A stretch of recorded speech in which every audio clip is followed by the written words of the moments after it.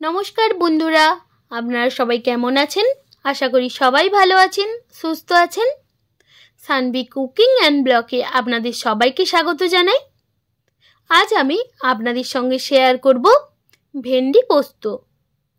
এখন শীতের সবজি খেয়ে সবারই মুখ নষ্ট হয়ে গেছে, তো চলুন অন্য কিছু ট্রাই করা যাক। আর আপনাদের কাছে অনুরোধ রইল পুরো ভিডিওটা স্কিপ না করে দেখার জন্য। ভেন্ডি পোস্ত বানাতে আমাদের কি কি উপকরণ লাগছে চলুন আমরা সেটা দেখে নিই। এখানে আমি 300 গ্রাম ভেন্ডি বড় করে কেটে নিয়েছি, আর দুটো মিডিয়াম সাইজের আলু এরকম ছোট সাইজ করে কেটে নিয়েছি। আর লাগছে 3টা মিডিয়াম সাইজের পেঁয়াজ, সেটাও আমি কুচিয়ে নিয়েছি। আর 10-12টা কুচো চিংড়ি ভালো করে ধুয়ে পরিষ্কার করে নিয়েছি।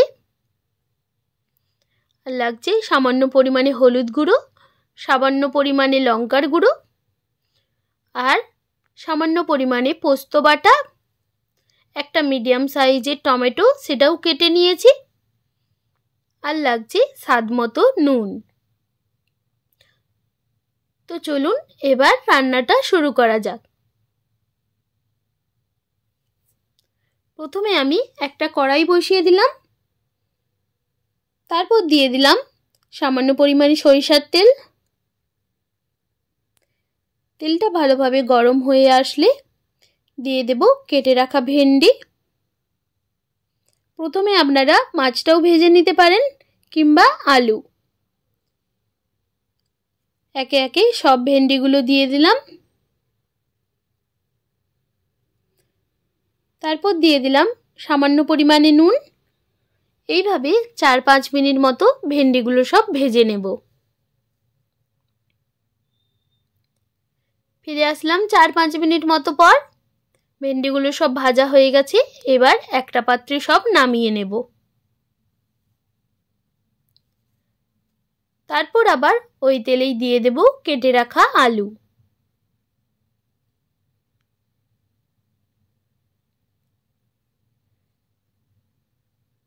তারপর দিয়ে দিলাম সামান্য পরিমাণে নুন। আবারও 4-5 মিনিট মতো আলুটা ভালো করে নাড়াচাড়া করে ভেজে নেব।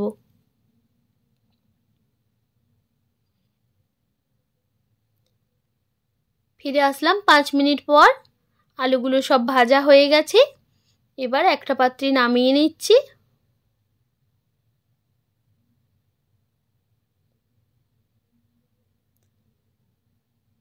তারপর আবার ওই তেলেই দিয়ে দেব নুন হলুদ মাখিয়ে রাখা কুচো চিংড়ি।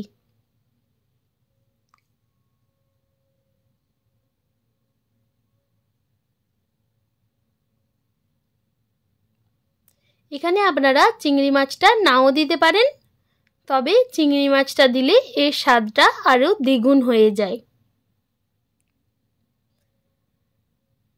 ভালো করে উল্টে পাল্টে চিংড়ি মাছগুলো সব ভেজে নিচ্ছি।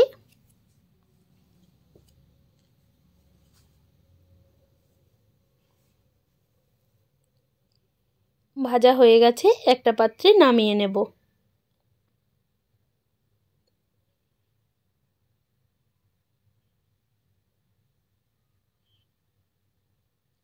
তারপর আবার ওই কড়াই দিয়ে দেব আবারও সামান্য সরিষার তেল।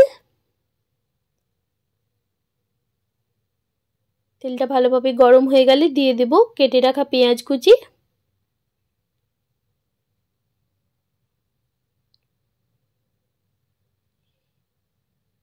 তারপর পেঁয়াজটা নাড়াচাড়া করে নিলাম। এবার দিয়ে দেব সামান্য পরিমাণে নুন।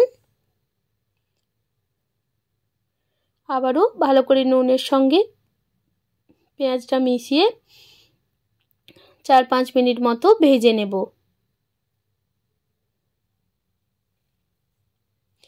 পেঁয়াজটা হালকা ভাজা হয়ে গেছে, আরও কিছুক্ষণ ভেজে নিলাম।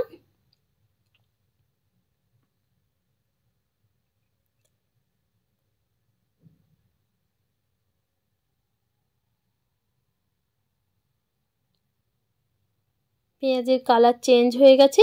এবার দিয়ে দেব কেটে রাখা টমেটো।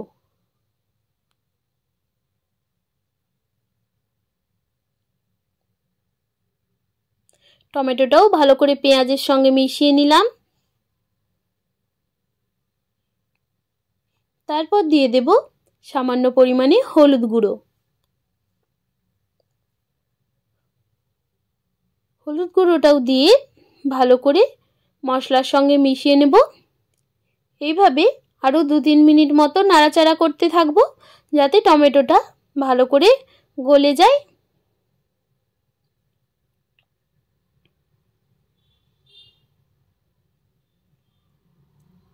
টমেটোটা ভালোভাবে গলে গেছে। এবার দিয়ে দেব লঙ্কার গুঁড়ো।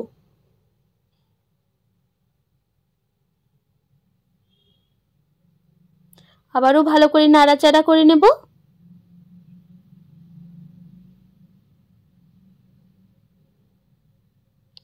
তারপর দিয়ে দেব বেটে রাখা পোস্ত।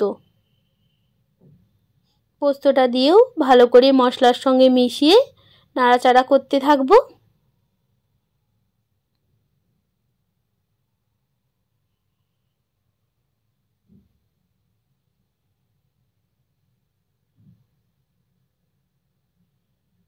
তারপর দিয়ে দেব মশলা ধোয়া জল।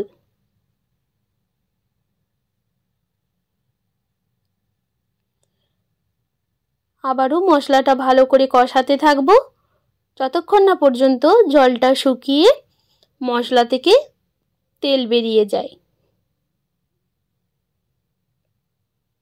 এভাবে 4-5 মিনিট মতো কষাতে থাকবো। মশলাটা প্রায় কষানো হয়ে গেছে। আরও কিছুক্ষণ ভালো করে কষিয়ে নেব।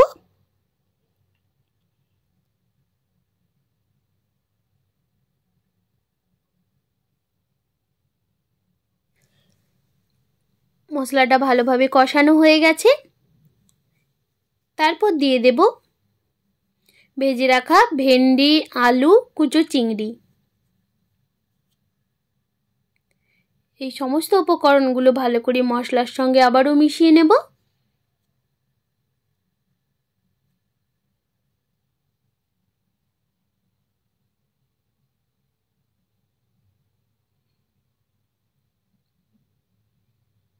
ভালোভাবে মেশানো হয়ে গেছে।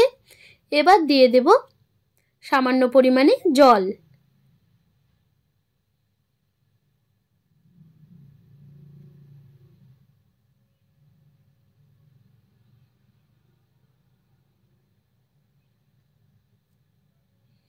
এখানে আমি 1 বাটি মতো জল ইউজ করেছি, কারণ আগে থেকেই ভেন্ডি, আলু সব কিছুই আমার ভাজা ছিল, সবই সেদ্ধ হয়ে রয়েছে, তাই বেশি জল দেব না। 4-5 মিনিট মতো ঢাকনা দিয়ে ঢেকে রেখে দিয়েছিলাম। ফিরে আসলাম 4-5 মিনিট মতো পর। প্রায় ভেন্ডির সবজিটা রেডি হয়ে গেছে।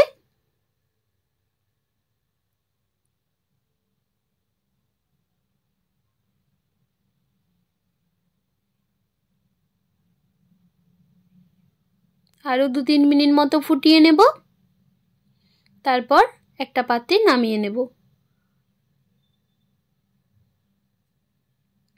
ভেন্ডির সবজিটা রেডি হয়ে গেছে, একটা পাত্রে নামিয়ে নিয়েছি। আর এই রেসিপিটা আপনারা অবশ্যই বাড়িতে ট্রাই করবেন আর জানাবেন কেমন হয়েছে। আর আমার রেসিপি যদি আপনাদের ভালো লেগে থাকে, like, comment, share and subscribe করে দেবেন। পাশে থাকা বেল আইকনটা অবশ্যই প্রেস করে দেবেন যাতে নোটিফিকেশনটা আপনাদের কাছে সবার প্রথমে পৌঁছে যায়। আর ভালো থাকবেন, সুস্থ থাকবেন। ফিরে আসছি নতুন কোনো রেসিপি নিয়ে। Bye bye.